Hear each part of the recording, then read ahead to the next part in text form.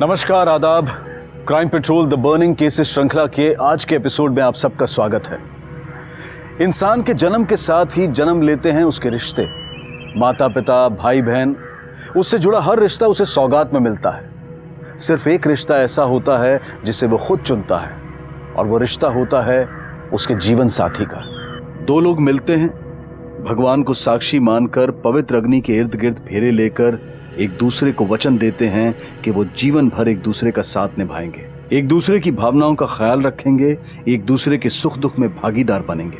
इनमें से कुछ रिश्ते इन वादों या वचनों का जीवन भर पालन करते हैं और कुछ ऐसा नहीं कर पाते और एक दूसरे का साथ और हाथ छोड़कर अपने अपने रास्तों पर आगे बढ़ जाते हैं। लेकिन क्या आपने कभी सुना है कि किसी ने अपने जीवन साथी को उसी आग में झोंक दिया हो जिसके इर्द गिर्द उसने उसकी रक्षा की कस्में खाई थी?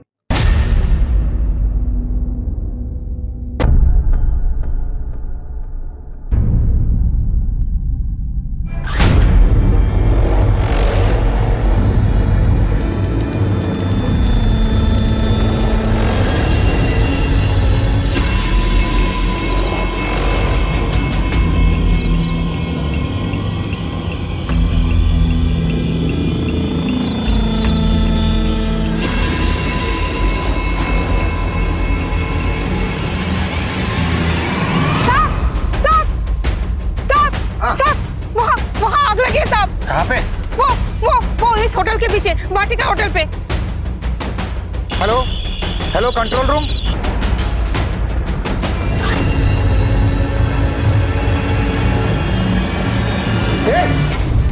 ये क्या कर रहा है? आग ਨੂੰ बुझाने के बजाय घी डाल रहे हैं उसमें, क्या जला रही है? सर जी, मैं इस होटल का मैनेजर केदार हूँ। वो क्या है ना, मेरे जो सर जी है ना, मालिक है ना, वो नेशनल यूथ के प्रेसिडेंट है और पुराने चुनाव में बहुत सारे पेपर और बैनर पोस्टर रह गए थे ना, तो वही जला रहा था। इधर कोई आग वाग नहीं लगी साहब। मुझे कागज और कपड़े की महक नहीं लगती है। हट तू। साहब मेरी बात सुनो, इसमें सिर्फ बैनर और वो है, कुछ नहीं। अरे हट। देखने दे। अरे सर, तू पानी लेकर जल्दी से। हाँ साहब।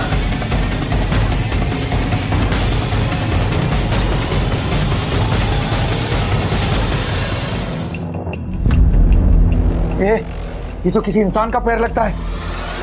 पकड़ उसे, पकड़ उसे, पकड़। माता रानी कसम साहब, मैंने कुछ नहीं किया। कैसे वाली माता कसम साहब, मैंने कुछ नहीं किया। सच में साहब, साहब मेरे को जान दो साहब, मैंने कुछ नहीं किया साहब।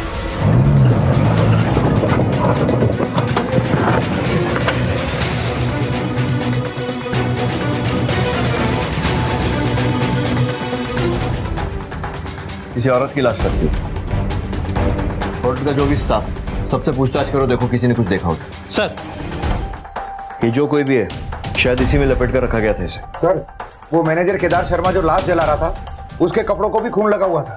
सर, इस तिपाल को देख के तो लगता है कि इसको कहीं और मारा गया है और मारने के बाद इस तिपाल में लपेट के यहाँ लेकर आ गया है।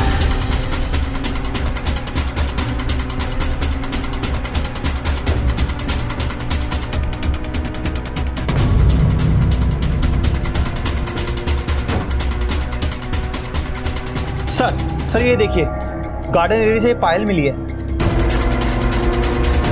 शायद औरत की लाश।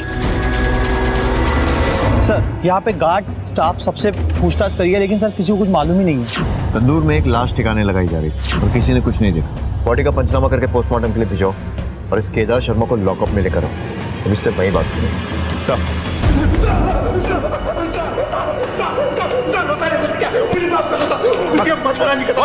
मैंने कुछ नहीं किया साहब, मैं उस औरत को नहीं जानता, मैं उस औरत को सच में नहीं जानता साहब, माता रानी की कसम नहीं जानता।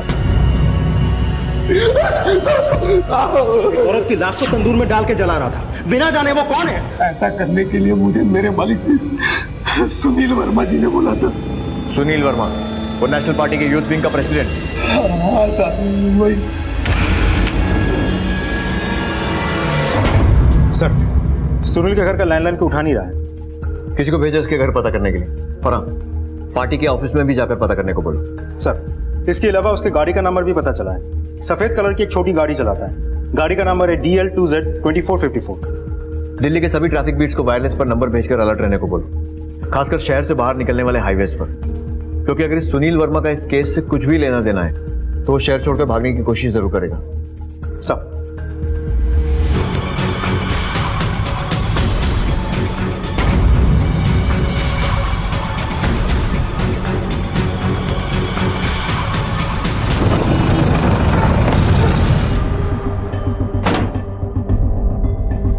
हमें सुनील वर्मा से मिलना है, आपकी पार्टी की यूथ विंग के प्रेसिडेंट। जी सुनील जी तो घर के लिए निकल गए, कब निकले? वही कोई 7:45 के आसपास। लेकिन वो तो घर पे नहीं है, उनके घर पे तो ताला लगा हुआ है। कोई आइडिया है वो कहाँ जा सकते हैं? जी नहीं साहब, लेकिन बात क्या है, कोई मैटर हुआ क्या? आपके सुनील जी के रेस्टोरेंट के जलते हुए तंदूर से एक औरत की लाश बरामद हुई है। अगर उनसे आपकी बात होती है तो उनको बोल दीजिएगा कि हमें कांटेक्ट करें जितनी जल्दी हो सके, वरना वो बहुत बड़ी प्रॉब्लम में फंसने वाले हैं जो आपकी पार्टी के छवि के लिए कुछ अच्छा नहीं होगा। I hope you understand.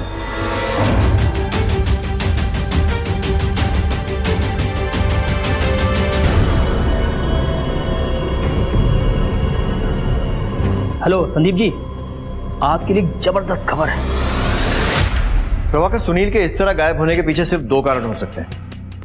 या तो वो मुजरिम है और फरार हो गया है, या फिर उसे वाकई में कुछ पता नहीं है और किसी काम से बाहर गया हुआ है। लेकिन सर उसके पार्टी ऑफिस में उसके बारे में किसी को कुछ नहीं पता। तो उसकी फैमिली?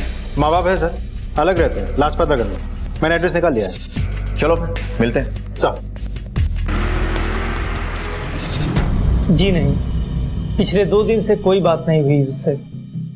बहुत बिजी रहता हमारा पुत्र। इतना बड़ा रेस्टोरेंट है और ऊपर से पार्टी के इतने झमेले, बिल्कुल भी टाइम नहीं मिलता है उसको। पर आप उसे क्यों ढूंढ रहे हैं? सब कुछ ठीक ठाक तो है ना? It's gruesome. हमने बॉडी की ऑटोप्सी की है। इनिशियल रिपोर्ट्स के अनुसार 60% बॉडी जल चुकी थी। शरीर के अंदर के सभी फ्लूइड्स जैसे विसरा वगैरह वेपोराइज होकर खत्म हो चुके थे। स्टोमक में 500 मिलीलीटर लिक्विड मिला है। I think it's alcohol mixed. बड़ी दरिंदगी से बॉडी को जलाया गया। हम बॉडी का एक्सरे कर सकते हैं, लेकिन क्यों? आई डोंट नो, पर मुझे लग रहा है कि शायद एक्सरे से हमें कुछ मदद मिलेगी। ओके, पर हमारी एक्सरे मशीन इस वक्त काम नहीं कर रही है। जैसे ही शुरू होती है हम एक्सरे निकाल लेंगे। हालांकि मुझे लगता नहीं है इससे हमें कुछ एडिशनल खबर मिलेगी। वो बॉडी नहीं, जले हुए मांसों का ढेर है।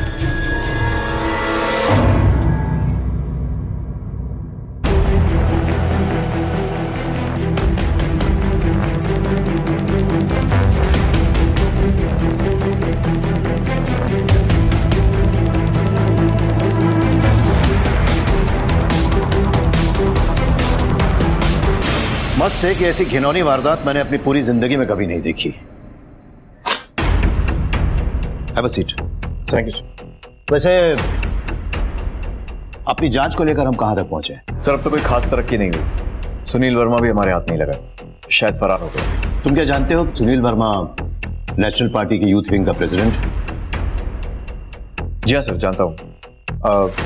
आप मुझे ये फैक्ट कंसिडर करने को कह रहे हैं? No no no, absolutely. मैं बस इतना ही चाहता हूं कि ये केस किसी भी कीमत पर सॉल्व होना ही चाहिए। That's all. Yes sir.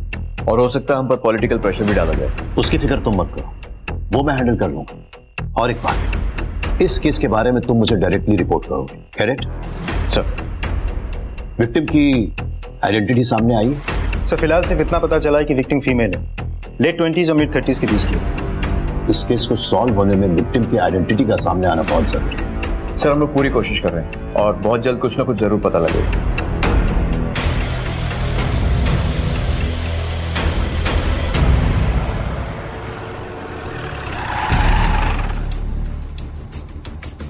Sir, देश की राजधानी में एक औरत को इतनी बेरहमी से तंदूर में जला दिया जाता है, क्या कहना है आपका? सर, घटनाओं को पूरी रात बीत चुकी है, अभी तक कातिल का कोई पता नहीं लगा।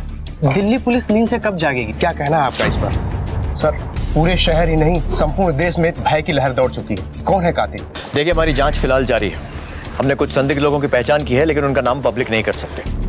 जो कुछ भी हुआ है वो बहुत ही जघन्य और निंदनीय है, लेकिन हम पब्लिक को विश्वास दिलाना चाहते हैं कि अपराधी बहुत जल्दी हमारी गिरफ्त में होगा। इस केस के जो भी डेवलपमेंट्स हैं आपको सूचित कर दिए जाएंगे। No please please please please.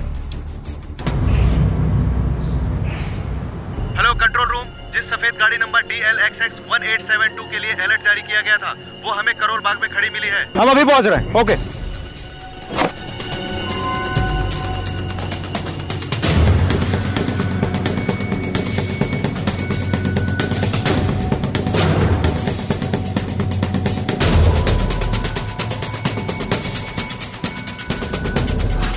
Sir, ये घड़ी मिली है।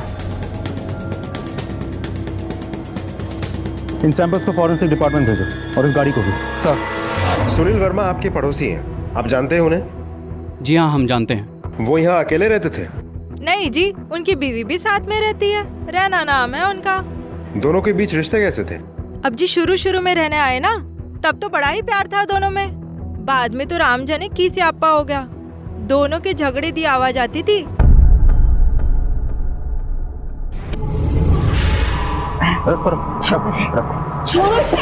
चलो ऊपर चलो, सोने चलो।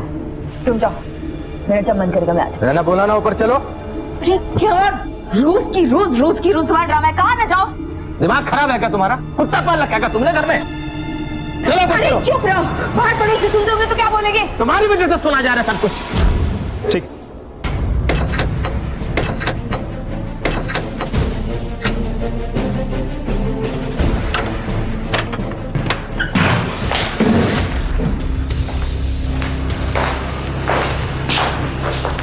पूरा घर अच्छे से छान मारो, एक भी कोना छूटना नहीं चाहिए। लेकिन ध्यान रहे, एविडेंस कहीं भी हो सकता है, इसलिए कोई भी फिंगरप्रिंट, कोई भी एविडेंस खराब ना हो।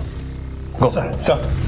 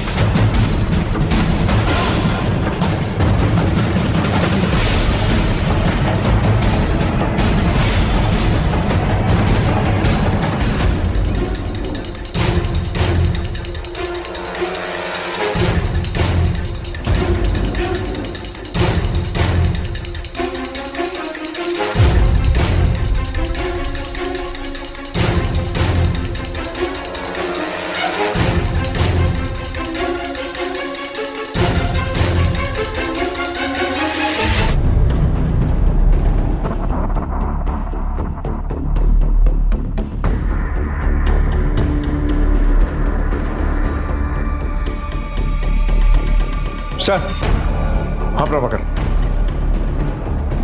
ये देखिए रिवॉल्वर के बुलेट्स के खाली शेल्स, और इधर देखिए सर, खून के धब्बे चारों तरफ है।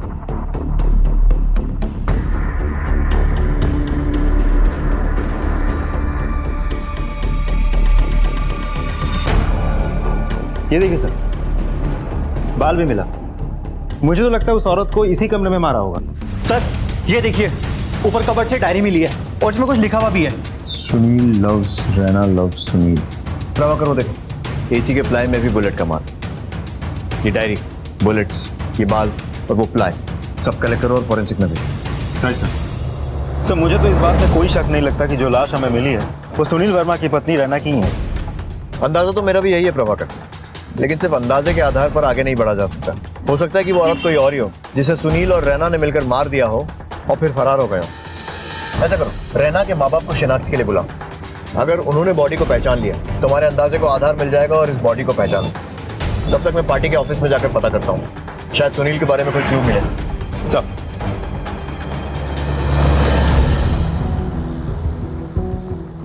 वो बैठिए इंस्पेक्टर साहब। और छोटू, और पानी बुलाए इंस्पेक्टर साहब नू।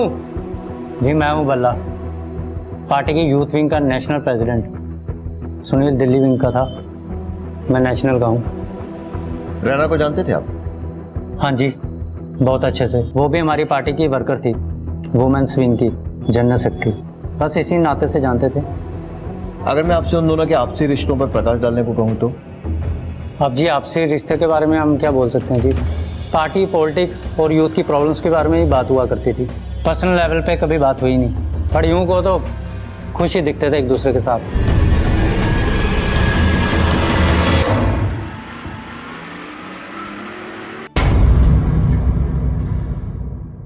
सर, रैना के पेरेंट्स बॉडी की शनाख्त नहीं कर पाए और सुनील वर्मा भी हमारी पहुंच से काफी दूर, which means we are at the dead end again। क्या हम लोग ये जानते हैं कि सुनील वर्मा ने मर्डर वाली रात सौराष्ट्र भवन में गुजारी थी? नहीं सर, पर ये इंफॉर्मेशन आपको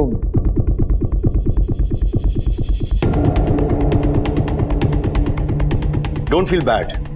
मैं ये नहीं कह रहा हूं कि प्रेस हम लोगों से ज्यादा अच्छा काम कर रही, लेकिन मैं ये कह रहा हूं कि जो वर्दी हमारी सबसे बड़ी ताकत है, वही वर्दी हमारी सबसे बड़ी कमजोरी भी है। सर, मैं आज ही उस रिपोर्टर को अपने साथ मिला लो। जी सर। रंजन, दिमाग से काम। सावरकर वहां पहुंच गया जहां हम लोग नहीं पहुंच पाए। और एक बात याद रखना, जब पत्रकार और पुलिस सच की खोज में हो तो दोनों के साथ में चलने में ही भलाई है। सर ये सुनील वर्मा के घर के कॉल डिटेल्स। कत्ल वाले दिन एक ही नंबर पर 2 बार बात हुई, एक बार बहुत देर तक और दूसरी सिर्फ कुछ सेकंड्स के लिए। सर इन नंबर पे पहले मेरा भी डाउट गया था, लेकिन जब मैंने इसके बारे में पता किया तो हमें ये पता लगा कि किसी मकबूल कासिम के नाम पर ये नंबर है। सर मकबूल कासिम वही बंदा है जो रैना जी के साथ एक ही पार्टी में काम करता था, और हमारी इंक्वायरी में हमें यह भी पता लगा कि ये दोनों के बीच में बहुत अच्छी दोस्ती थी। सर काफी स्ट्रांग लीड है। मुझे तो लगता है हमें अभी चल के इस मकबूल कासिम से मिलना चाहिए। मिलना तो चाहिए, लेकिन अकेले नहीं। कौन चलेगा हमारे साथ? हेलो, समाचार इंडिया। सर सॉरी आपको वेट करना पड़ा। It's okay. आप लोग मुझसे मिलना चाह रहे हैं, मतलब बात क्या है? आइए।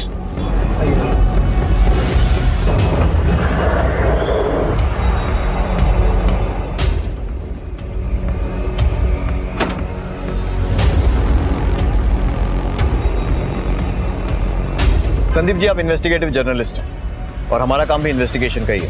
आप सरकार के लिए काम करते हैं और मैं अखबार के लिए, लेकिन हम दोनों का उद्देश्य एक ही है, देश और जनता की सेवा। तो कीजिए ना। किसने रोका है? रोक कोई नहीं रहा है, लेकिन कई बार यह होता है कि लोग हमारी वर्दी देखकर घबरा जाते हैं और अपना मुंह नहीं खोलते। लेकिन आपके सामने बेझिझक सब कुछ बता देते हैं। बदले बदले से मेरे सरकार नजर आते हैं, घर की बर्बादी के आसार नजर आते हैं। अच्छा शेर, लेकिन मेरा मतलब वो नहीं है जो आप समझ रहे हैं। तो समझा दीजिए। उसकी जांच में हमें एक अहम सुराग मिला है, वो हम आपके साथ शेयर कर सकते हैं। ओके, इस दयानतदारी की वजह? दयानतदारी नहीं, डील। कैसी डील? इस केस की हर इंफॉर्मेशन हम आपके साथ शेयर करेंगे एक्सक्लूसिवली, लेकिन आपको भी इस केस की हर इंफॉर्मेशन हमारे साथ शेयर करनी पड़ेगी।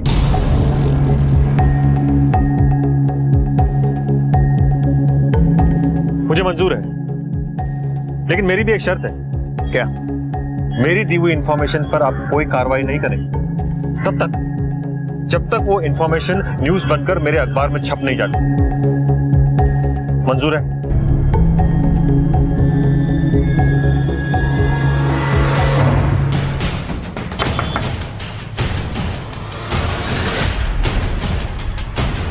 जी आप लोग? आपसे कुछ बात करनी। आइए। रैना को कैसे जानते हो? रैना और मैं एक ही पार्टी में काम करते हैं। बात क्या है? रैना ठीक तो है ना? आखिरी बार कब बात हुई थी उससे? आखिरी बार 2 दिन पहले फोन पर बात हुई थी। और वो बातचीत कितनी देर तक चली थी? एग्जैक्टली तो याद नहीं है मुझे, लेकिन आई थिंक 1 घंटा या फिर उससे ज्यादा। लेकिन आप मुझे बताएंगे कि आखिर बात क्या है? लेकिन उस 1 घंटे की बातचीत के बाद भी शायद आपकी बातें पूरी नहीं हुई, इसलिए रैना ने आपको दोबारा कॉल किया था। हाँ सर, कॉल आया था उसका, लेकिन इससे पहले कि मैं कुछ कहता फोन डिस्कनेक्ट हो गया। प्लीज आप मुझे बताएंगे कि आप इतने सारे सवाल मुझसे क्यों पूछ रहे हैं? रैना ठीक तो है ना? शायद नहीं। बॉडी की शिनाख्त के लिए आपको हमारे साथ मोर्ग चलना होगा। बॉडी? मतलब वो लाश जो तंदूर में मिली थी, आपको लगता है कि वो रैना की थी?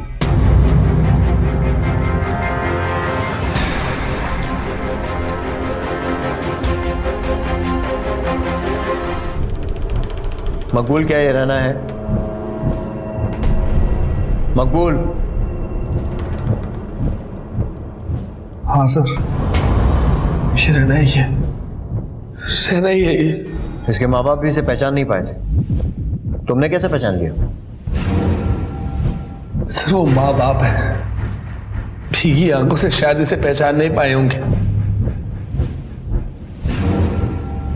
मेरे लिए भी शॉकिंग है, लेकिन अपने दिल पर पत्थर रखकर देखा है, ये रहना ही है। ठीक है, अभी तुम जा सकते हो, लेकिन बिना बताए शहर छोड़कर मत जाना।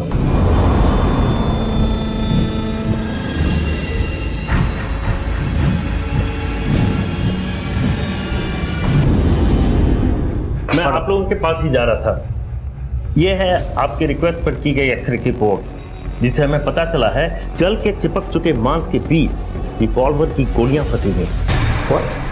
यस, ये देखिए, गर्दन और सिर के हिस्से में। और ये गोलियां? ये नहीं।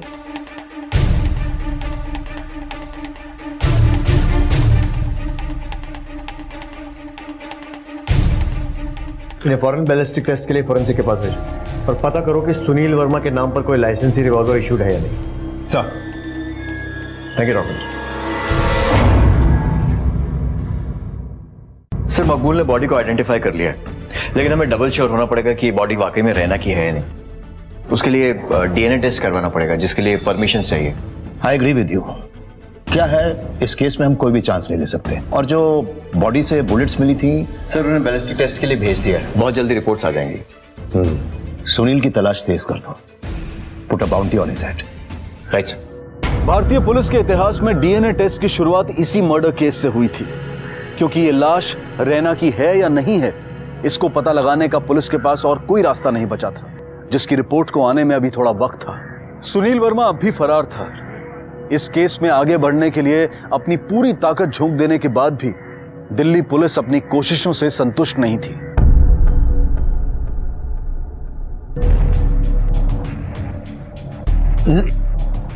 हमें अपनी स्पीड तेज करनी होगी प्रभाकर। जिस स्पीड से ये इन्वेस्टिगेशन चल रहा है, I am not satisfied with. Sir, body की डीएनए रिपोर्ट और उसमें से मिले बुलेट की बैलिस्टिक रिपोर्ट आने से पहले तक हम कर भी क्या सकते हैं, लेकिन सर सुनील वर्मा के घर, रेस्टोरेंट और गाड़ी से मिले खून के नमूनों का मैच होना भी हमारे लिए कम बड़ी बात नहीं है, क्योंकि सर अगर मैच हो जाता है तो सुनील वर्मा को हम इस कत्ल के साथ डायरेक्टली कनेक्ट कर सकते हैं। सर, एक इंफॉर्मेशन शेयर करनी थी आपके साथ। इतनी रात को भी पुलिस की मदद के लिए आप आए, थैंक यू। बताइए। मकबूल वो सिर्फ रैना का कलीग ही नहीं था, बल्कि क्लासमेट भी था, और कॉलेज में भी दोनों साथ पढ़े थे। सुनील से पहले मकबूल और रैना दोनों अपने प्यार में गिरफ्तार थे। और इस खबर का सोर्स? जर्नलिस्ट अपने सोर्सेस रिवील नहीं करते इंस्पेक्टर साहब। लेकिन मकबूल ने यह बात हमें क्यों नहीं बताई? चलो।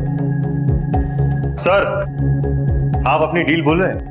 मेरी दी हुई हर इंफॉर्मेशन पर आप तब तक कोई कार्रवाई नहीं करोगे जब तक। तुम्हारा अखबार प्रेस से कब निकलता है? सुबह 6 बजे।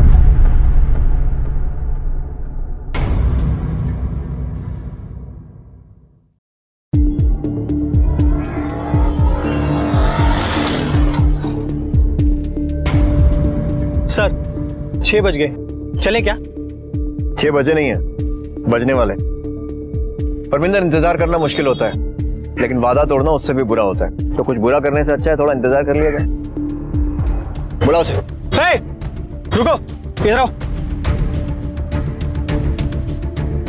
इस घर में पेपर तू ही डालता है? जी। पेपर दे यहाँ का।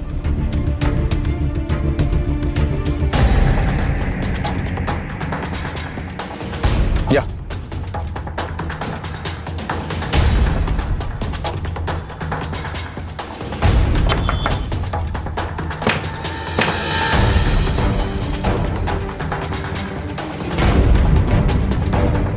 तुम्हारी खबर छपी अखबार में, तो सोचा एक इंटरव्यू तुम्हारा हम भी ले लें।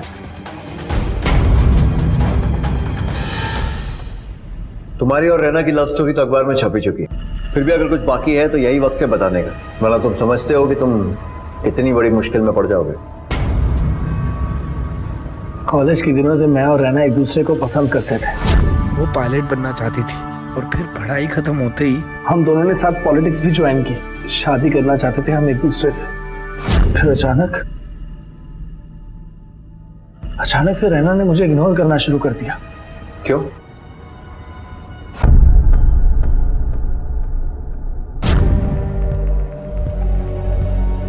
क्या हुआ रैना तुम्हें?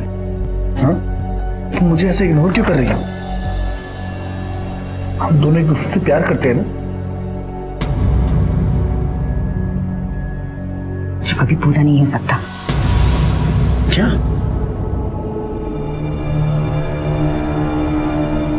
देखो मकबूल, मेरे घर वाले हमारे इस रिश्ते के खिलाफ हैं और मैं उनके खिलाफ जाकर शादी नहीं कर सकती। तो बेहतर यही होगा कि हम अपनी दोस्ती के दायरे में वापस लौट जाएं। पूरे यकीन के साथ कह रही हो कि तुम्हारे इस फैसले की वजह सर तुम्हारे पेरेंट्स? मैडम ये आपके लिए। मेरे लिए? किसने भेजे?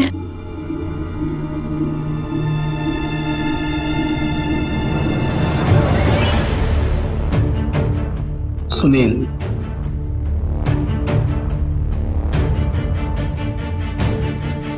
Thank you so much. वो फूल सुनील ने भेजे थे रैना को। जब से रैना ने उस सुनील की पार्टी ज्वाइन की थी, सुनील किसी ना किसी बहाने से रैना के करीब आने की कोशिश कर रहा था। उसे रैना के करीब आने का मौका मिल ही गया। कैसा मौका?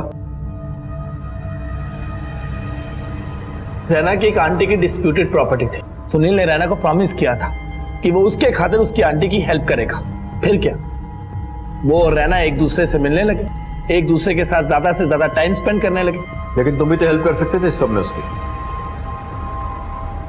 मैं पार्टी का एक मामूली कार्यकर्ता था और वो सुनील प्रेसिडेंट पार्टी का, वो कर सकता था जो मैं सोच भी नहीं सकता था। तो क्या किया उसने?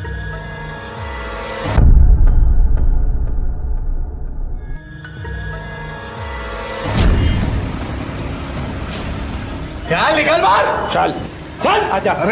अरे मगर क्यों लेके जा रहे हो? कहां लेके जा रहे हो?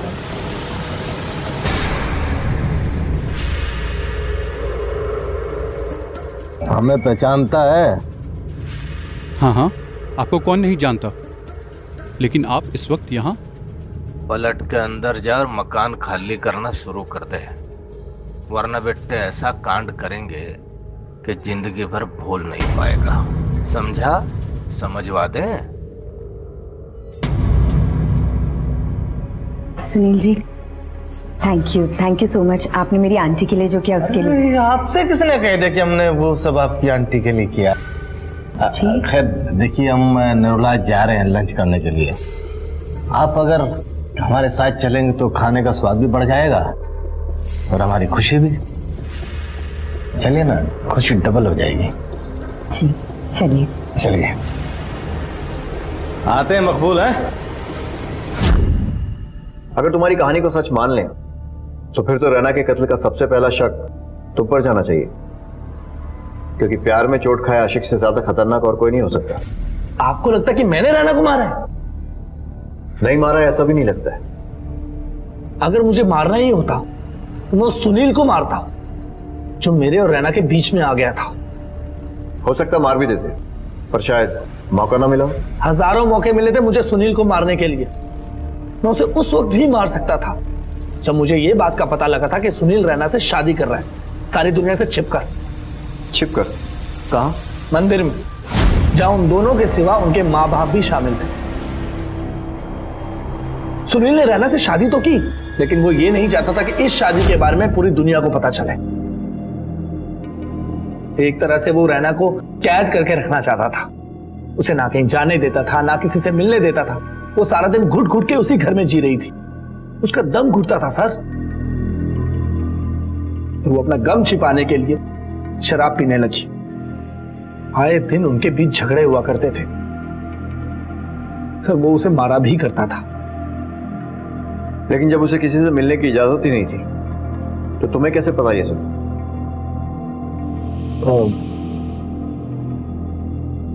हमारी बातें हुआ करती थी, लेकिन फोन पर। और उस दिन भी उसका फोन आया था, लेकिन मैं ये नहीं जानता था कि उस दिन हमारी आखिरी बार बात होगी। तो उससे अलग हो जाओ ना, डिवोर्स ले लो उससे। डिवोर्स? वो मुझे डिवोर्स नहीं देगा, कभी नहीं देगा। मैं उसका कुछ नहीं बिगाड़ सकती। पता है क्यों? पावर है उसके पास, कोई कुछ नहीं बिगाड़ सकता उसका। अच्छा रहना, मेरी बात सुनो। मैं तुम्हारे लिए कुछ कर सकता हूँ? Any help? तुम मुझे उससे दूर भेज सकते हो? प्लीज पप्पू, प्लीज मुझे उससे दूर भेज दो। बहुत दूर, इतना दूर कि वो जाके भी मुझ तक पहुंच ना पाए। कहाँ जाना चाहती हो तुम? ऑस्ट्रेलिया। ऑस्ट्रेलिया। हेलो हेलो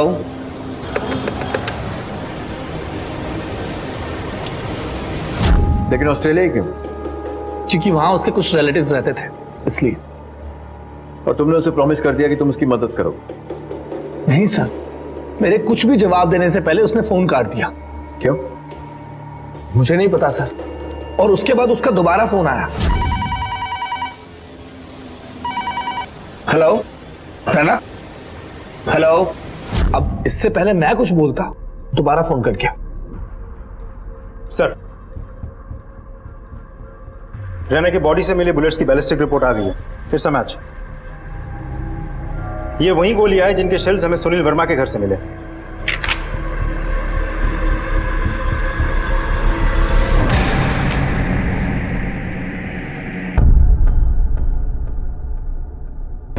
बहुत प्रेशर है मुझ पर। इस केस की वजह से सारे देश में एक घबराहट का माहौल फैल गया है। मिनिस्ट्री से लेकर विपक्ष तक सब लोग हजारों सवाल कर रहे हैं, लेकिन हमारे पास जवाब देने के लिए बहुत कम है। वैसे सबूतों के आधार पर यह साबित हो चुका है कि रैना का कातिल सुनील वर्मा ही है, लेकिन फिर भी हमें बहुत केयरफुल रहना होगा। फिर भी ये सारे के सारे सर्कमस्टेंशियल एविडेंसेस हैं। मैं ये मानता हूं कि कोर्ट में हम ये साबित कर देंगे कि जिस रिवॉल्वर से गोली चली वो सुनील की, लेकिन यह साबित करना बहुत मुश्किल होगा कि सुनील ने ही वो रिवॉल्वर चलाई थी। सर, अब तक जो भी सबूत मिले उसमें ना तो उसके फिंगरप्रिंट्स मिले। यस सॉरी सर, लेकिन संदीप सावरकर नाम का रिपोर्टर आपसे बात करना चाहता है। कह रहा है कि रंजन सर से कुछ अर्जेंट बात करनी है। भेजो उसे। Sorry to disturb you like this sir, लेकिन मैं अपने आप को रोक नहीं पाया। खबर क्या है? सुनील ने मद्रास कोर्ट में एंटीसिपेटरी बेल के लिए अप्लाई किया है। What? अब तक पूरे देश की सुर्खियां बन चुके इस हत्याकांड में फरार सुनील वर्मा ने चेन्नई, जिसे उस वक्त मद्रास कहा जाता था, वहां की एक अदालत में इंटरिम बेल के लिए याचिका दायर की। यह खबर मिलते ही पूरे पुलिस डिपार्टमेंट के साथ साथ गृह मंत्रालय की मशीनरी भी काम पर लग गई। सबका मकसद सिर्फ एक ही था, सुनील वर्मा को अग्रिम जमानत मिलने से रोकना। रैना मर्डर केस इस देश की हिस्ट्री में आज तक की सबसे घिनौनी केस में से एक है, जिसमें एक औरत को पहले गोली मारी जाती है, फिर उसके बाद उसके लाश को तंदूर में जलाकर सबूत मिटाने की कोशिश की जाती है। इसके प्राइम सस्पेक्ट है सुनील वर्मा। दिल्ली पुलिस के पास पूरा पुख्ता सबूत है।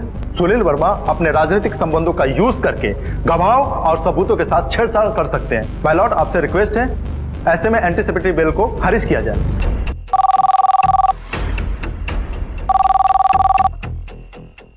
हेलो। यस मिस्टर प्रधान। ब्रिलियंट। कांग्रेचुलेशंस इंस्पेक्टर, सुनील की अग्रिम जमानत खारिज हो गई। That's great sir. अब उसे हमारी गिरफ्त से कोई नहीं बचा सकता। सर, बाहर प्रेस वाले खड़े हैं, तो मैं उन्हें ब्रीफ करके अपनी कार्रवाई तुरंत शुरू कर देता हूँ। Go ahead. कोर्ट के सुनील वर्मा की अग्रिम जमानत खारिज करने के बाद आपका अगला कदम क्या होगा? सर, सुनील वर्मा कहाँ है? कौन सा सबूत है आपके पास उसके खिलाफ? फिलहाल सुनील वर्मा फरार है और हमारा अगला कदम होगा उसे पकड़कर उसे उसके किए की सजा दिलवाना।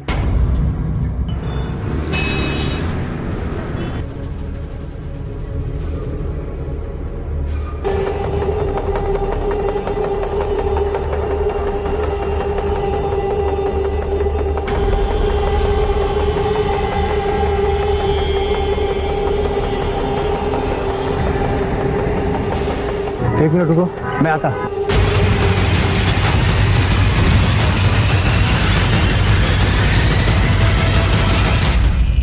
सर, हैदराबाद की लैब ने डीएनए टेस्ट की रिपोर्ट भेज दी है। And as per the report, जली हुई लाश के डीएनए के साथ रैना के पेरेंट्स के डीएनए मैच होता है। गुड। इसका मतलब हमारी जांच सही दिशा में जा रही है। हेलो जय सर। क्या?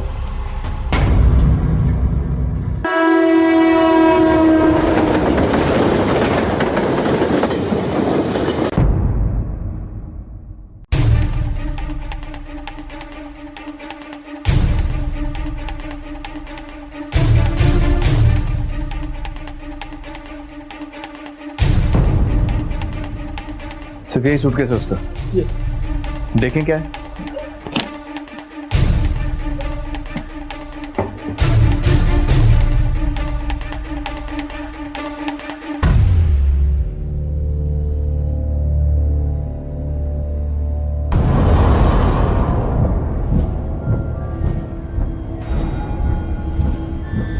बुलेट्स।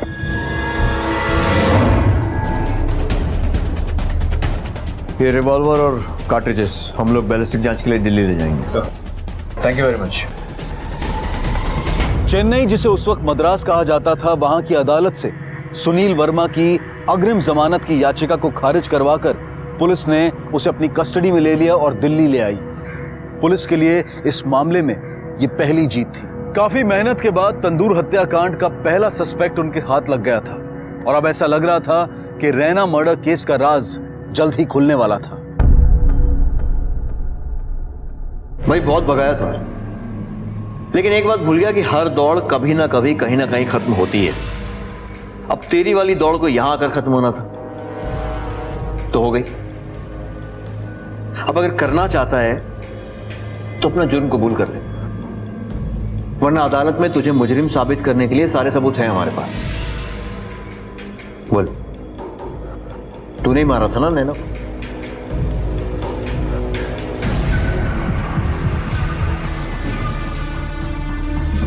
हाँ, मैं नहीं मारा था जी, क्योंकि बहुत बड़ी गलती हो गई है हमारे से, बल्कि गुनाह हो गया। मैं अपना जुर्म कबूल करता हूँ, मारिएगा मत।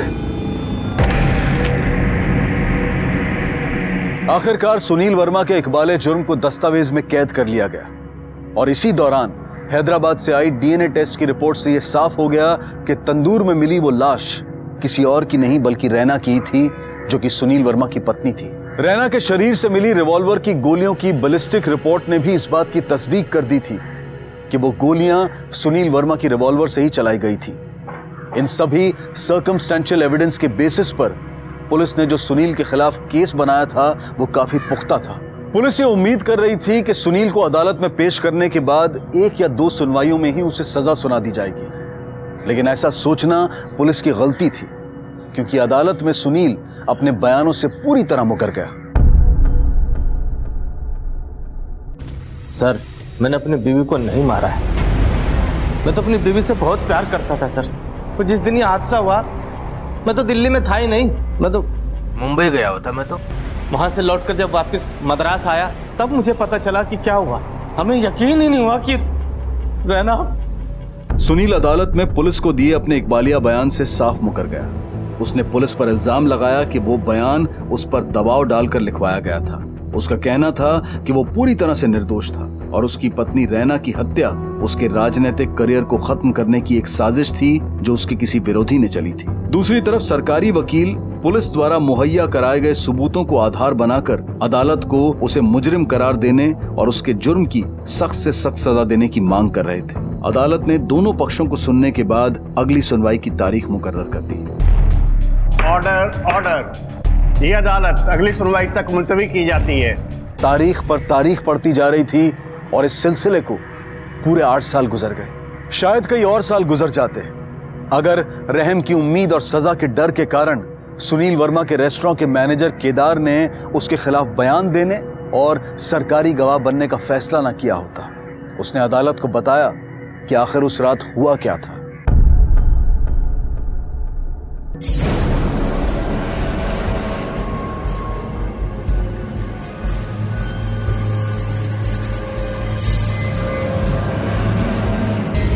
केदार। हाँ सर जी। जल्दी से रेस्टोरेंट बंद कर। क्यों सर जी, अभी तो टाइम भी नहीं हुआ और गेस्ट भी बहुत बैठे हुए हैं। अरे भगा सर को। एक काम कर, लाइट बंद कर, सब अपने भाग जाएंगे।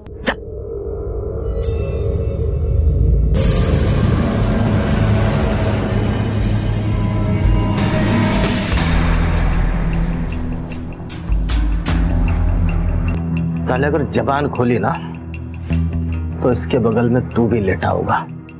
अभी जा।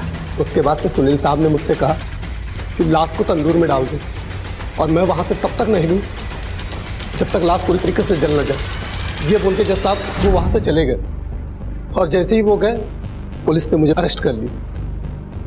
माय लॉर्ड, इस गवाही के बाद और किसी सबूत की जरूरत नहीं है। आई ऑब्जेक्ट योर ऑनर, इस पूरी कहानी में अब भी एक बहुत ही इंपॉर्टेंट फैक्ट मिसिंग है और वो है मोटिव। मेरे क्लाइंट और रैना ने लव मैरिज की थी यानी कि प्रेम विवाह, दोनों अपना खुशहाल जीवन गुजार रहे थे। तो ऐसे में क्या वजह हो सकती है कि उन्होंने अपनी पत्नी की जान ले ली? वजह थी सुनील वर्मा का पॉजिटिव। माय लॉर्ड, ये नवल महात्रे हैं, सुनील वर्मा के बहुत ही खास दोस्त हैं। आप जज साहब को सारी बातें सच सच बताइए। सुनील जब मुंबई में मेरे घर आया था तो बहुत घबराया हुआ था वो। इसने मुझे बताया कि घटना वाली रात जब ये घर पहुंचा तो उसने देखा कि मुझे देख के फोन क्यों काट दिया?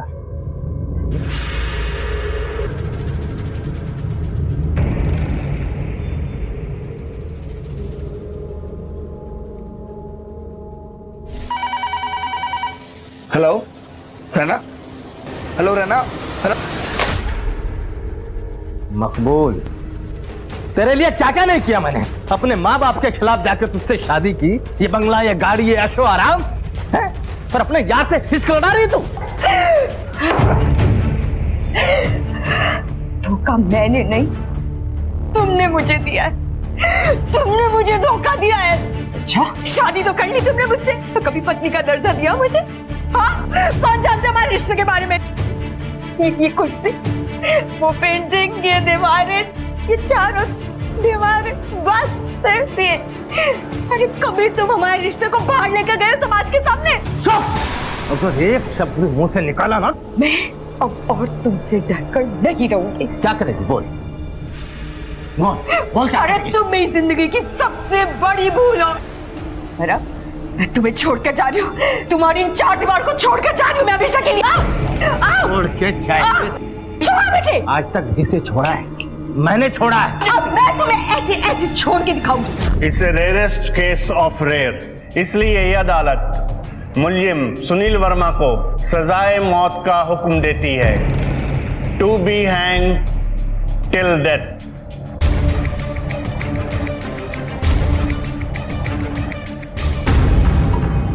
सर जी, माफ कर दीजिए सर जी।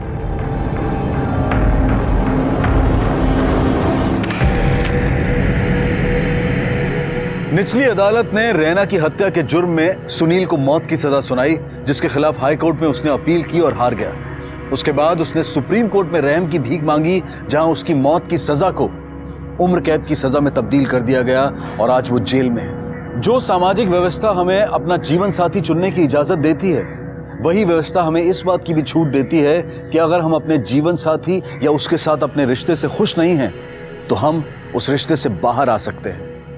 डिवोर्स या तलाक को समाज भी मान्यता देता है और कानून भी। देखते हैं हमारे आज के एपिसोड की दूसरी कहानी।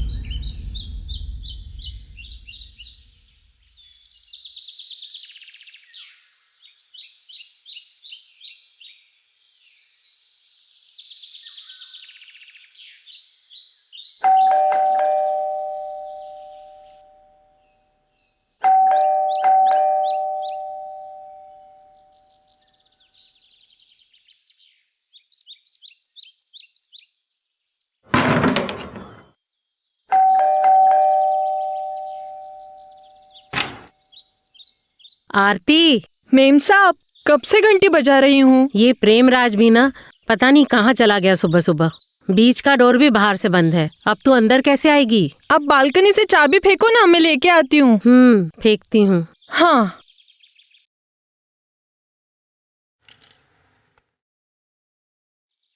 कहाँ हो? यहाँ हूँ।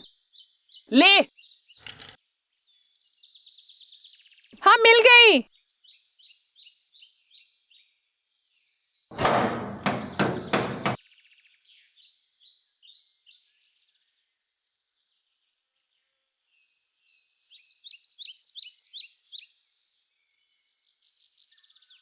गुड मॉर्निंग, मैं अक्कू को उठाती हूँ। Good morning.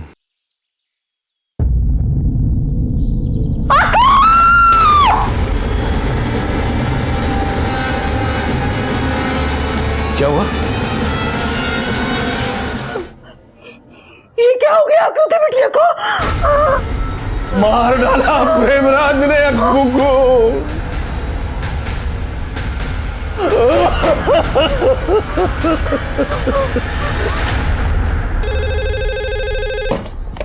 जय हिंद। क्या?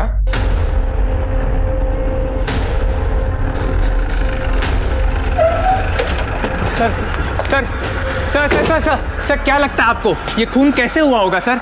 सर सर सर प्लीज जवाब दीजिए सर। सर सर कुछ तो जवाब दीजिए। कैसे हुआ होगा सर? सर प्रोग्रेस प्लीज आप लोग समझने की कोशिश कीजिए। आप लोग हमें काम करने देंगे तो ही हम अपना काम करेंगे ना। प्लीज आप लोग यहीं रुकिए। सर आप एक सेकंड सर रुक जाइए सर। इंडिया जानना सर 2 सवाल है सर।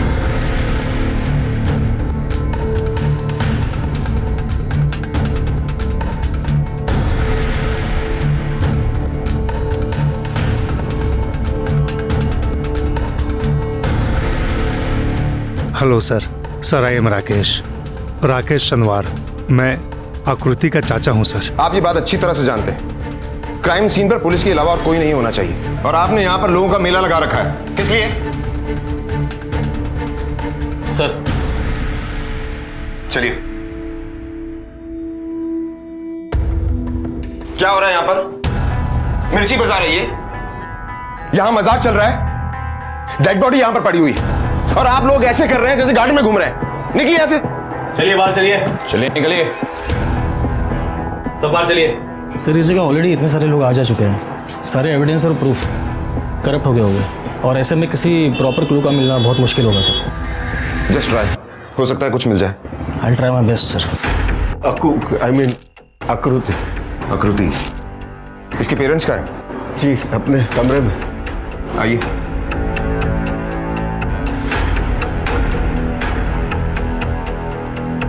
हवलदार सबको यहां से बाहर निकालो। जाइए आप लोग बाहर। चलो।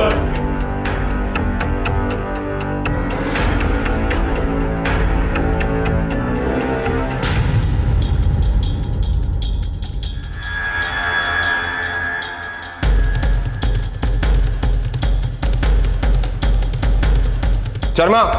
Yes sir. ये देखो बॉटल पर खून लगा हुआ है।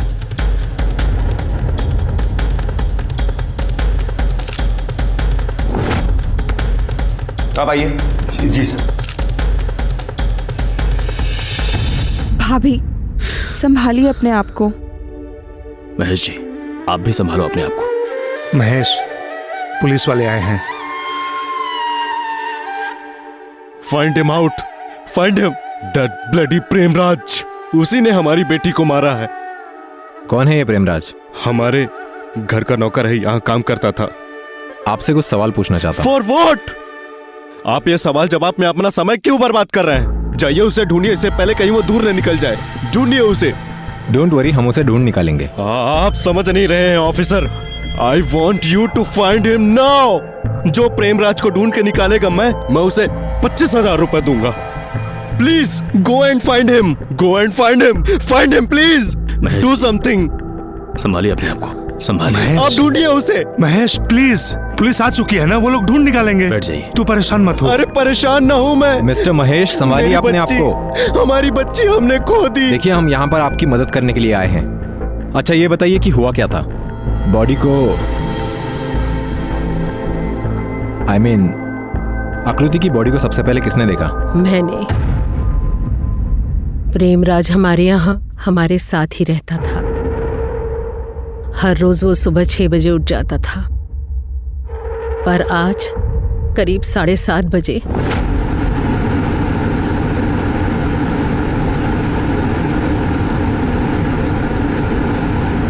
महेश, महेश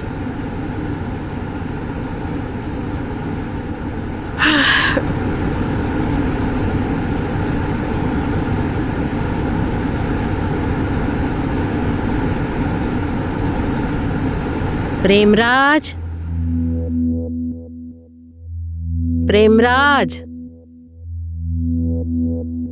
प्रेमराज, प्रेमराज कहाँ चला गया?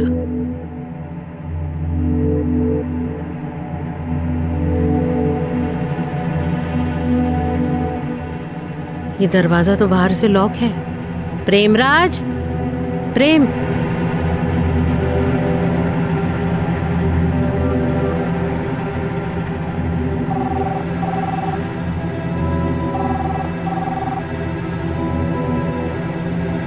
mobile you are calling is currently switched off. फिर आरती आ गई, हमारी मेड। मिडिल डोर बाहर से बंद था तो मैंने चाबी बालकनी से फेंक दी। फिर मैं रोज की तरह अक्कू को स्कूल के लिए उठाने गई उसके कमरे की तरफ। यूजुअली हम लोग रात को अक्कू का दरवाज़ा बाहर से बंद कर देते हैं, जब उसे ज़रूरत पड़ती है अंदर से खोल लेती है। आज जब मैं उसके कमरे की तरफ गई तो लॉक बाहर से दरवाज़ा खुला था, और जब मैं उसके कमरे के अंदर गई, अक्कू उठना, स्कूल नहीं जाना क्या? किताबों की सारी नॉलेज आज ही ले लेगी। अक्कू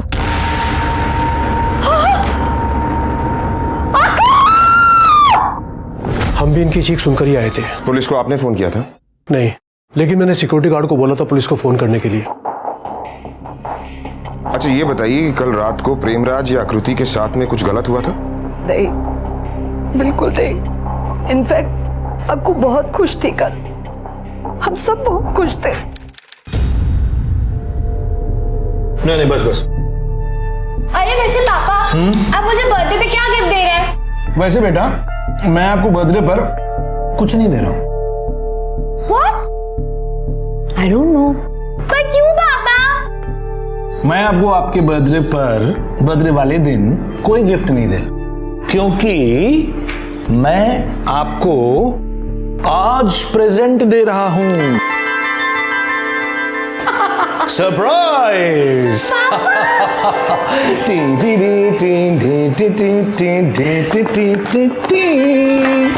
क्या है? Open it.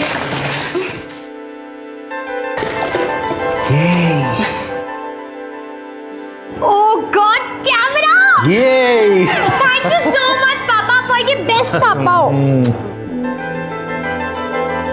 Oh God, मम्मा आओ ना एक पिक लेते हैं। अरे आओ ना, अरे आओ। अरे हाथ तक नहीं। ओहो, मेरे शाम भी ना।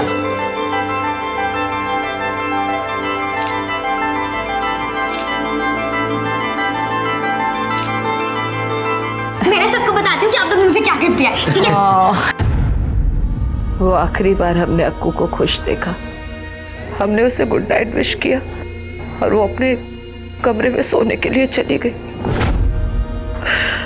सुबह सर, आकृति के कमरे को हमने अच्छे से चेक कर लिया सर। आकृति का मोबाइल जब्त कर लो। सर, मगर हमें कोई मोबाइल नहीं मिला उस रूम में। अक्कू का फोन हमें भी नहीं मिला sir. It's missing. I am sure Premraj ही लेकर भागा है। ये प्रेमराज का कमरा कहाँ है?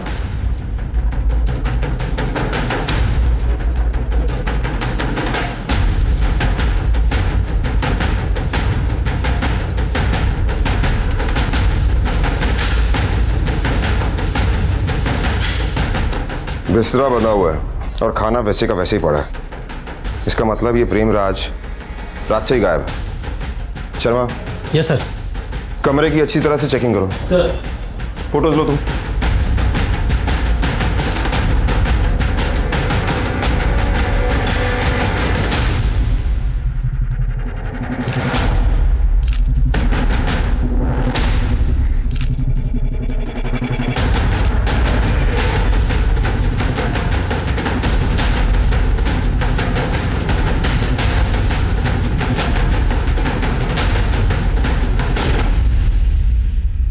पूरी सोसाइटी में सुबह से हलचल मची हुई थी। डर और मायूसी का माहौल था। सनवार के रिश्तेदार, पड़ोसी, मीडिया, पुलिस सभी लोग उस सोसाइटी में इकट्ठे हो गए थे और मीडिया ने तो टीआरपी की भूख में क्राइम स्पॉट को भी नहीं बख्शा था। एक सवाल यह भी उठता है कि क्या मीडिया के लोगों को ऐसा करना चाहिए, क्योंकि इससे पुलिस की मुश्किलें और बढ़ने वाली थी। मैं जाता हूं इनके साथ। प्लीज हक्कू बेटा, अब तो आपने सब कुछ देख लिया ना, प्लीज एटलीस्ट अब तो आप लोग प्रेमराज को ढूंढने चाहिए। आपको क्या लगता है कहां गया होगा वो? कोई रिश्तेदार, कोई जान पहचान, कोई यार दोस्त, किसी के बारे में कुछ पता है आपको? प्रेमराज नेपाल से है, उसके कई सारे नेपाली दोस्त हैं यहाँ। एक तो मेरे ऑफिस में ही असिस्टेंट है, गोपाल। सर मैं सच कह रहा हूँ सर, प्रेमराज ने आकृति बेबी को नहीं मारा सर। वो तो आकृति बेबी को खुद अपनी बेटी जैसा समझता था सर, और आकृति बेबी भी खुद उसको सब कुछ सच सच बताती थी सर। तो तुम ये कहना चाहते हो कि प्रेमराज एक अच्छा आदमी है? हाँ सर, प्रेमराज एक अच्छा आदमी है, लेकिन सर वो जो आकृति बेबी है ना, उनके जो माँ बाप हैं वो दोनों के दोनों सर बहुत ही अजीब किस्म के इंसान है सर। और खास करके सर वो जो डॉक्टर साहब हैं वो तो सर बहुत ही गुस्सैल आदमी है सर। प्रेमराज ने मुझे बताया था सर कि डॉक्टर साहब सिर्फ नीता मैडम के साथ ही खुश रहते हैं। ये नीता कौन है? नीता खेतानी सर, वो भी डॉक्टर ही हैं, मतलब सर की तरह डेंटिस्ट ही हैं सर। सर की क्लिनिक में पार्टनर हैं और सर मैं भी ना वहीं पे नौकरी करता हूँ सर। और जो नीता मैडम है सर उनके पति प्रतीक जी वो भी एक डेंटिस्ट ही हैं सर। और जो महेश जी है ना सर उनकी वाइफ विनीता जी वो भी सर एक डेंटिस्ट ही है। तो क्या हुआ अगर सब डेंटिस्ट है तो? वो क्या है ना सर कि उनकी पार्टी में ना कुछ भी चलता है।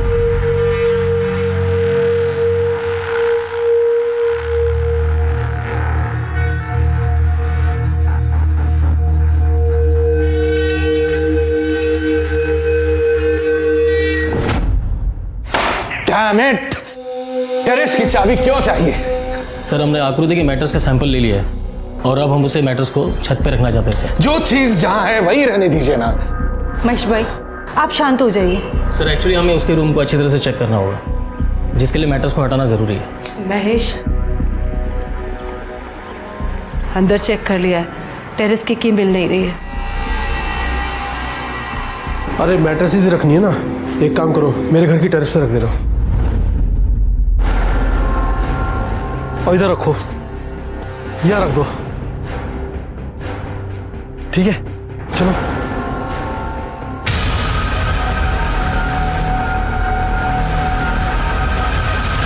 आकृति बेबी का तो कभी नहीं, वो अपना छोरी बेटी जितना प्यार करता था उसको। लेकिन कहाँ गायब है प्रेमराज?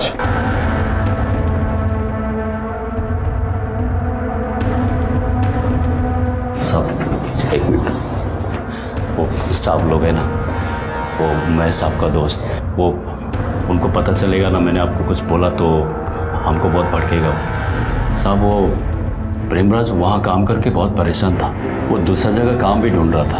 वो डॉक्टर साहब बहुत गुस्से वाला आदमी है ना, बहुत भड़कता है और छोटी छोटी बातों पे बहुत गुस्सा करता था वो। लेकिन आकृति के कत्ल के बाद से प्रेमराज गायब है, शक तो उसी पर जाएगा ना? साहब वो कुछ दिन पहले प्रेमराज को कोई जान से मारने की धमकी दी थी। किसने दी थी धमकी? ये नहीं पता साहब जी। देख सब कुछ सच सच बता दे। हम सच कह रहे हैं साहब, हमको कुछ नहीं पता। वो प्रेमराज है ना, उसका छोरी और जमाई जुद्दा दिल्ली में रहता है, शायद उसको कुछ मालूम होगा साहब। नहीं साहब जी, हमारा ससुर जी ने हमको कभी नहीं बताया कि उनको कोई जान से मारने का धमकी दिया है। हाँ सर जी, बा कभी कुछ बात नहीं करता था। और वो कहा है हम नहीं जानते साहब जी। लेकिन तुम ये तो जानते हो ना कि प्रेमराज नेपाल में कहाँ रहता है? हाँ साहब जानता हूँ ना। ठीक है, तुम अभी हमारी टीम के साथ नेपाल जाओ और उसे ढूंढने की पूरी कोशिश करो। ठीक है साहब।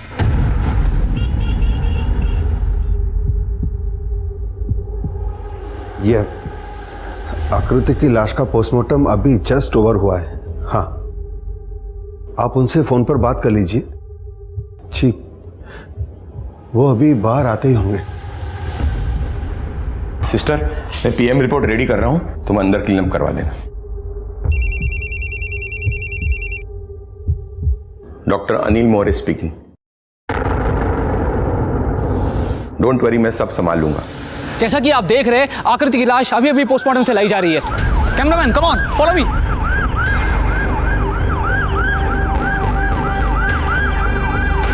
न शोष्यते मारुतः न त्वेवाहं चातुनाशम।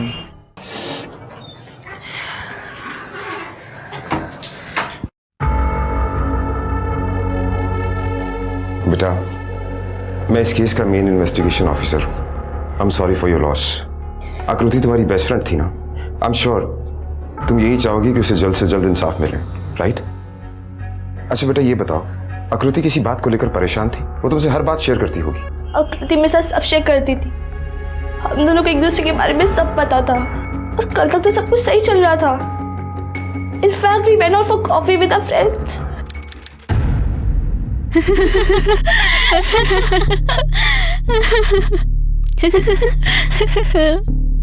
गाइस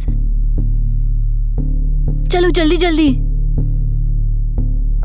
गाइस, यहाँ पे चेयर्स काफी कम है. Let's sit outside. Come. No way, I am all set.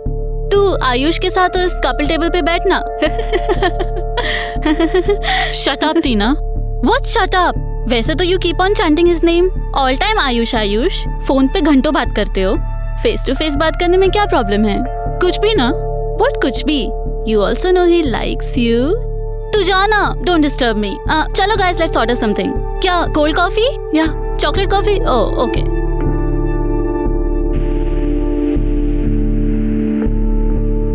बेटा, ये भी तो हो सकता है कि आकृति के पेरेंट्स को आयुष के बारे में पता चल गया. क्या आयुष का आकृति पर क्रश है और आकृति के पेरेंट्स ने आकृति से कन्फ्रंट किया हो? कोई आर्गुमेंट हुआ हो? कोई बहस? Not possible sir. कि आकृति अपने पेरेंट्स के साथ सब शेयर करती थी, स्पेशली विनी आंटी. और कुंवर विनी आंटी बेस्ट फ्रेंड्स है. आई मीन चलिए, अंतिम यात्रा का समय हो गया है. एक तरफ गोपाल और प्रेमराज के बाकी दोस्तों का कहना है कि आकृति अपने माता पिता की अश्लील पार्टियों की वजह से बहुत परेशान थी और वो हर बात प्रेमराज के साथ शेयर किया करती थी. लेकिन वहीं दूसरी तरफ हिना और विनीता का यह कहना है कि आकृति अपनी मां की बेस्ट फ्रेंड थी. सरप्राइजिंग. सर, मुझे तो उसकी मां बड़ी अजीब औरत लगती है. आमतौर पर किसी औरत की इकलौती बेटी अगर मर जाए तो वो रो रो के अपनी जान दे देगी, लेकिन ये विनीता सनवार कुछ अलग लगती सर. ऑफ कोर्स वो इमोशनल है, लेकिन उतनी नहीं जितनी होनी चाहिए थी. सर, मुझे ये सनवार और खैतानी की बिजनेस पार्टनरशिप बड़ी स्ट्रेंज लगती है. सर, महेश अपने क्लिनिक में नीता खैतानी के साथ पार्टनर है, जबकि उसकी बीवी विनीता सनवार नीता खैतानी के पति प्रतीक की पार्टनर है. सर, ये अजीब नहीं लगता? सबके सब डेंटिस्ट हैं, फिर महेश विनीता के साथ और नीता प्रतीक की पार्टनर क्यों नहीं है? पर्सनल स्पेस दे रहे होंगे एक दूसरे को. घर में और क्लिनिक में 24 घंटे एक दूसरे की शक्ल देखेंगे तो पागल नहीं हो जाएंगे? लेकिन पॉसिबिलिटी ये भी हो सकती है कि इन कपल्स के बीच में कुछ गलत चल रहा हो, जैसा कि गोपाल ने कहा. लेकिन किसी भी राय पर पहुंचने से पहले हमें प्रेमराज को पकड़ना होगा. उसका जल्द से जल्द पकड़ा जाना हमारे लिए बहुत जरूरी है.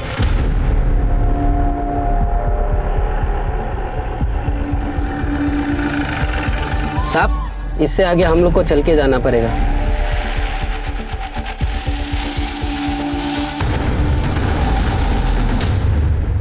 हमको पता नहीं चला कि हमारा श्रीमान गायब है. उसका कुछ फोन आया था या उसने कुछ बताया कि कब घर आने वाला है? 15 महीना से घर नहीं आए. वो फोन में बात करते थे तो बोलते थे कि हमारा मालिक बहुत गुस्सा करेगा, बाद में आएगा. और कई महीना से पैसा भी नहीं भेजा. बोलता था साहब गुस्सा हो जाएंगे. वो नहीं मारा, वो नहीं मारा छोरी को.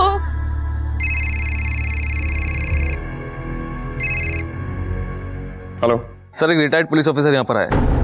कह रहे क्राइम सीन की जांच पड़ताल करना चाहते हैं. कौन है? कोई रिटायर्ड एसपी है, एसके गौतम. सर, ऊपर लॉक है, चाबी भी नहीं मिल रही है. वैसे कुछ है नहीं सर वहाँ.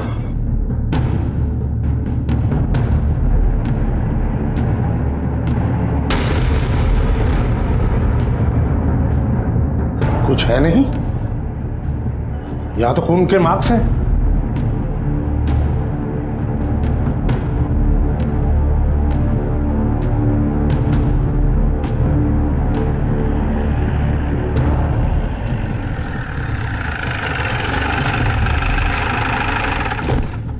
तुम लोगों ने ऊपर टेरेस चेक किया या नहीं? नहीं सर, चाबी मांगी थी लेकिन मिल ही नहीं रही है. हाँ सर, ही इज राइट. इनको भी जब एक मैट्रेस ऊपर रखनी थी तो पड़ोसी के टेरेस पर रखी थी. पीछे हटिए.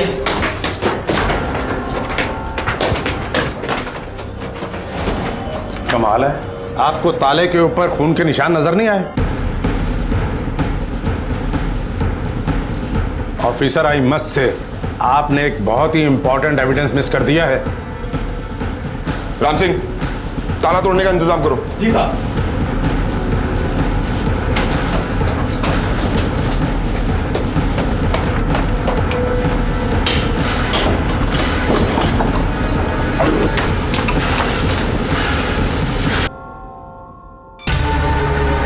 इसके प्रिंट्स लो और फौरन इसे फिंगरप्रिंट एक्सपर्ट के पास लैब में भेज दो। जी पासवान सर। कोई इस लाश को पहचानता है? जानता है किसकी लाश है ये?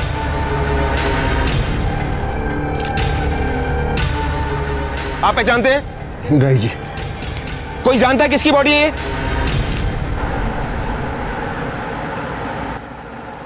हेलो मिस्टर महेश, देखिए आपके घर की छत पर एक आदमी की लाश मिली है। प्लीज आप लोग वापस आइए।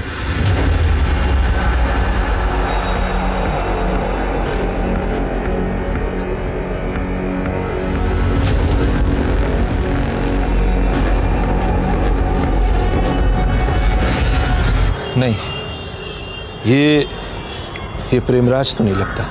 Are you sure? Yes,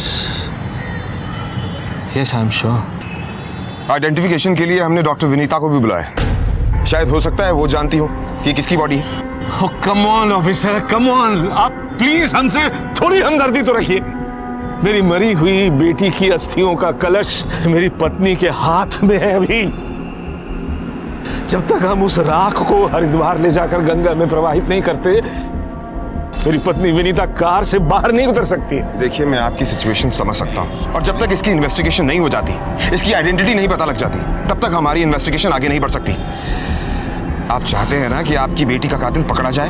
I am sorry officer, आप समझ सकते हैं ना। एंड महेश प्लीज पुलिस को अपनी कार्रवाई करने दो, पूछने दो विन्नी से। अरे भाई साहब, लेकिन हम लोग प्लीज।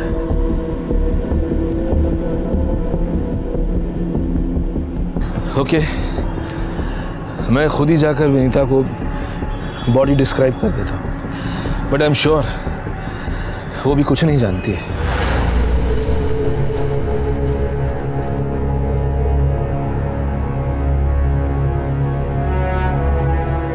विनी, हमारे घर की छत पर पुलिस को एक आदमी की लाश मिली है, पीले रंग की टी शर्ट में, एक हाथ में कड़ा है। पुलिस का कहना है कि प्रेमराज की बॉडी है, पर मुझे नहीं लगता। तुम्हें क्या लगता है? वही होगा। रात उसने वैसे ही टी शर्ट पहनी थी।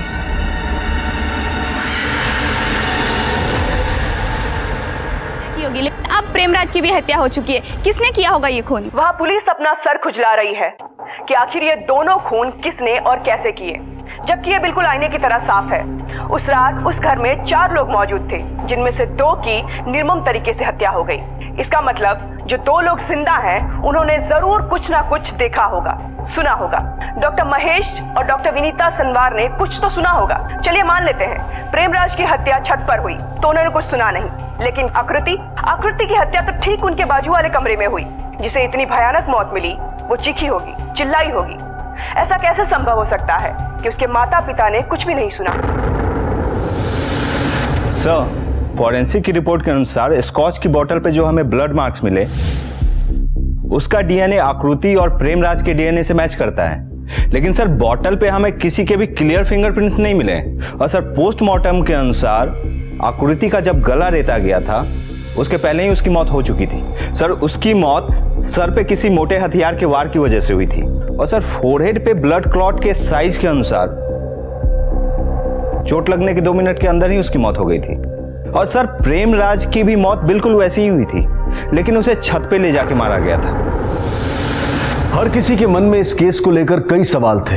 हर कोई ये जानना चाह रहा था कि इस केस में आखिर कौन से नए पहलू सामने आने वाले थे। मीडिया में होड़ सी लगी थी, जिसकी वजह से पुलिस के ऊपर उनके सवालों और अटकलों का दबाव बढ़ता ही जा रहा था। पुलिस को मीडिया के सवालों का कोई सटीक जवाब तो देना ही था, जिससे मीडिया और पब्लिक की भूख शांत हो सके।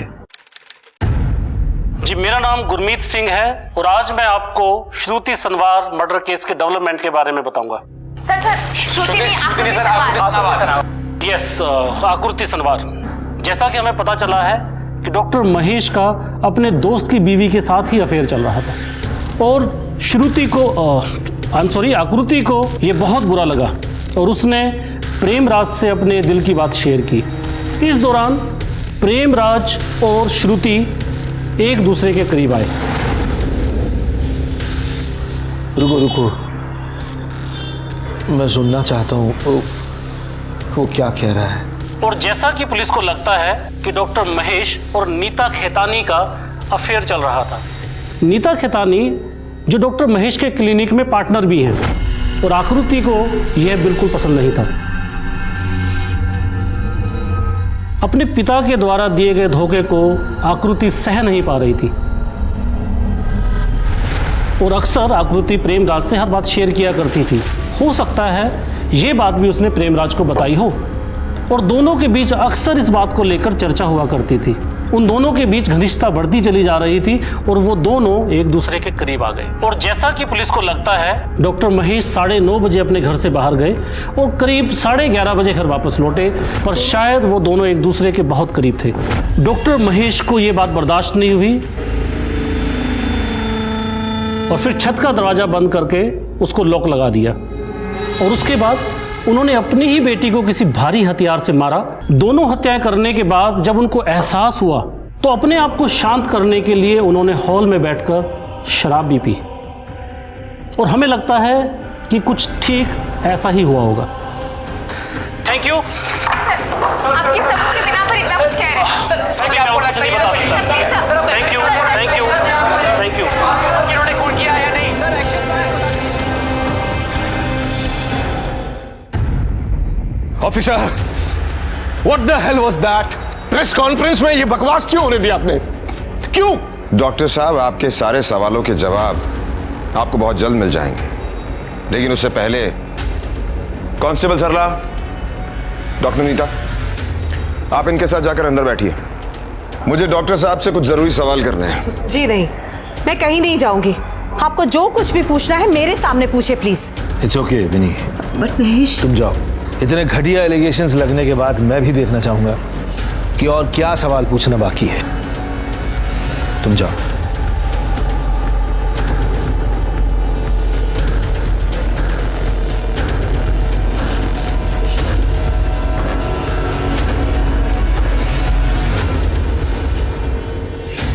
पूछिए।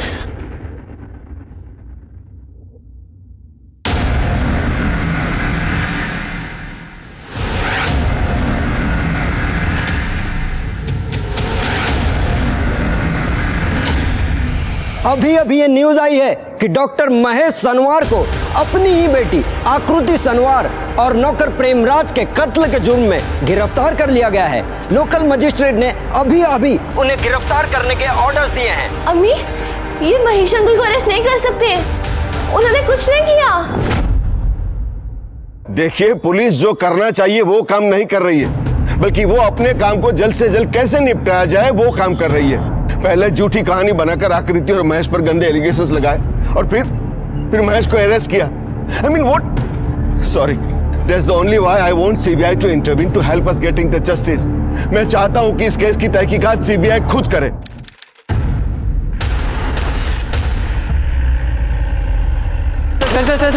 सर एक सवाल।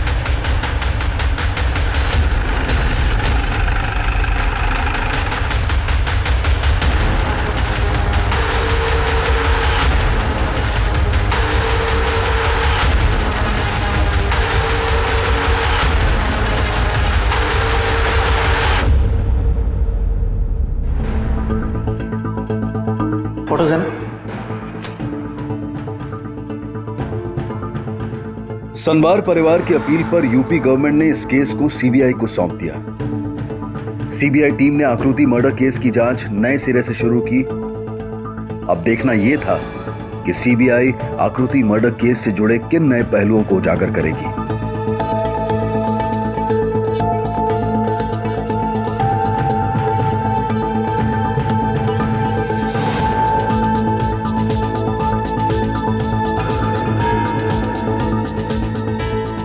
पुलिस ने अपनी पहली थ्योरी ये बनाई थी कि उस रात डॉक्टर महेश और डॉक्टर विनीता ने कोई आवाज़ नहीं सुनी, क्योंकि उन दोनों के अकॉर्डिंग वो दोनों सो रहे थे।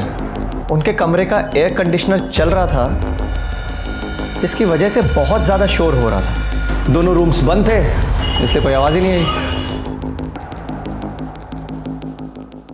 साउंड एक्सपर्ट को बुला लो। ठीक है सर। आप ready? Yes sir. Ready? Ready sir.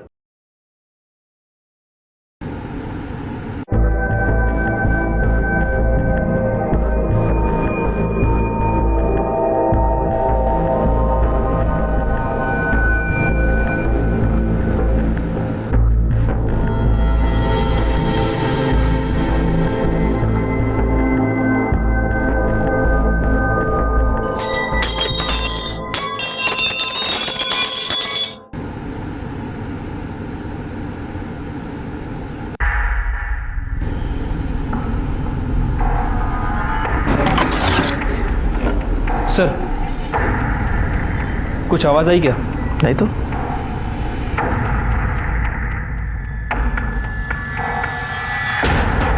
इस घर के एंट्रेंस पे 3 डोर्स हैं।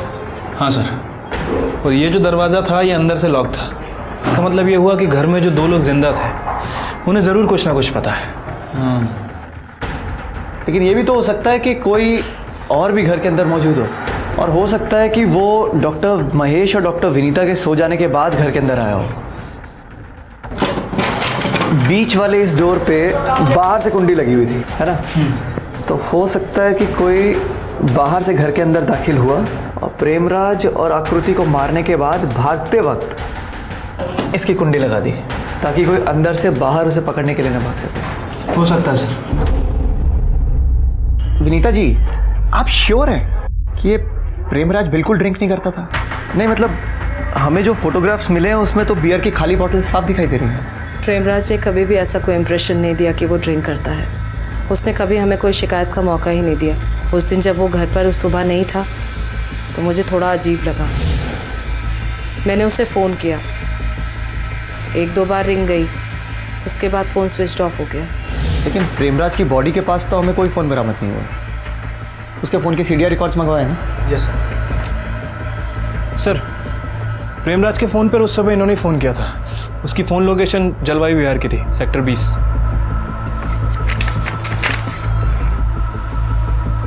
जलवायु विहार सेक्टर 20। कोई रहता है वहाँ?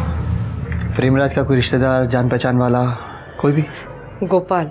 नहीं सर, मैंने प्रेमराज का फ़ोन नहीं देखा। किसके पास होगा मुझे नहीं पता।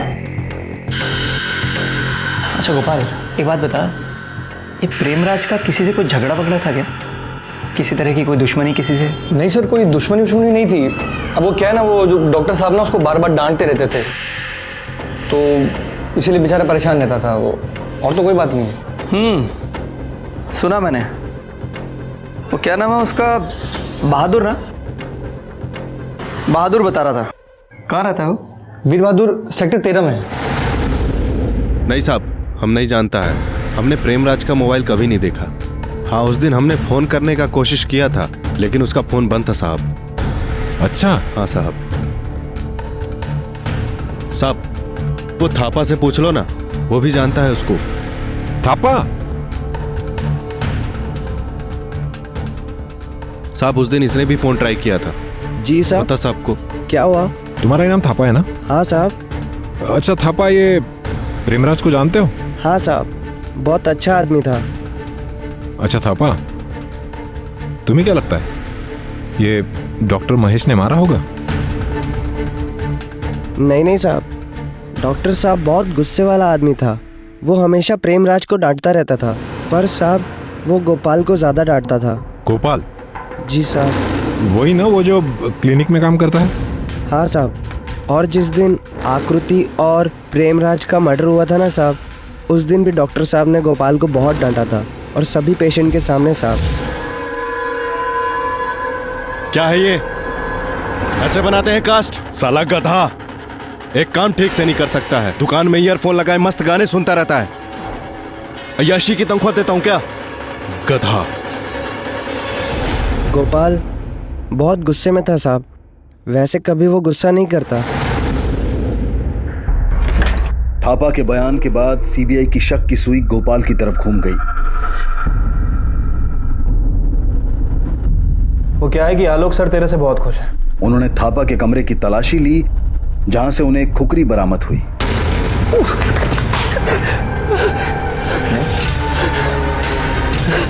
Sir sir sir please sir मैं निर्दोष हूँ सर प्लीज सर मुझे जाने दीजिए सर मैंने कुछ नहीं किया सर कसम से। तूने जो किया है तो मैं तुझे याद दिलाऊंगा। हमारी इन्वेस्टिगेशंस और मौजूदा सबूतों के बिना पर हम लोग इस नतीजे पर पहुंचे हैं कि सुबह जब डॉक्टर महेश सनवार ने गोपाल को उसके काम में लापरवाही बरतने के लिए डांटा तो गोपाल बहुत गुस्सा हो गया। उसने डॉक्टर महेश से बदला लेने की ठान ली। क्योंकि वो प्रेमराज का दोस्त था, इसलिए उस रात जब डॉक्टर महेश सनवार और उनकी पत्नी डॉक्टर विनीता सनवार सो गए तो गोपाल अपने दो दोस्त थापा और वीर बहादुर के साथ बियर लेकर प्रेमराज से मिलने के लिए डॉक्टर सनवार के घर गया। पीने के बाद गोपाल ने आकृति को मोलेस्ट करने की कोशिश की। प्रेमराज ने उसका विरोध किया। सीबीआई को गोपाल के कमरे से एक पिलो कवर, एक खुकरी जिसके ऊपर खून लगा था और एक ट्राउजर्स मिले हैं और यही कारण है कि हमने गोपाल को अपनी हिरासत में लिया है आगे की पूछताछ के लिए। और हमें पूरा यकीन है कि गोपाल जल्द से जल्द अपने गुनाहों को कबूल कर लेगा। उसके दोनों साथी थापा और वीर बहादुर भी सीबीआई की हिरासत में हैं। Very soon will crack this case. Thank you. ये केस शुरू से ही उलझा हुआ था, फिर सीबीआई आई और वो इस केस को एक अलग ही दिशा में ले गई। कल तक कुछ लोग जो डॉक्टर महेश सनवार पर लगे आरोपों को सही मान रहे थे, उनके सामने अब कुछ नए नाम आ गए थे। गोपाल, वीर बहादुर और थापा। क्या सच में गोपाल ही असली गुनहगार था? क्या वाकई में उसने अपने दोस्त वीर बहादुर और थापा की मदद से आकृति और प्रेमराज की जान ली थी? हम सब अपने परिजनों के देहांत के बाद अपने अपने धर्म के अनुसार उनका अंतिम संस्कार करते हैं। कहीं मृत शरीर को मुखाग्नि दी जाती है तो कहीं दफनाया जाता है और कहीं किसी और तरीके से उनका अंतिम संस्कार किया जाता है। हम उनकी आत्मा की शांति के लिए प्रार्थना करते हैं, उनके लिए RIP rest in peace messages भेजते हैं। आकृति और प्रेमराज के पार्थिव शरीर का भी इन्हीं रीति रिवाजों के साथ अंतिम संस्कार कर दिया गया। उनकी आत्मा की शांति के लिए प्रार्थना की गई, लेकिन क्या उनकी आत्मा को शांति मिल पाएगी? नहीं, उनकी आत्मा को शांति तब मिलेगी जब उन्हें न्याय मिल जाएगा। कल रात इस कहानी के दूसरे और आखिरी भाग में हम देखेंगे क्या सीबीआई इस केस में किसी पुख्ता नतीजे पर पहुंच पाएगी या फिर यह कहानी कोई और ही रुख लेने वाली थी। और सिर्फ सीबीआई, मीडिया और पुलिस ही नहीं, बल्कि पूरा देश इस बात का इंतजार कर रहा था।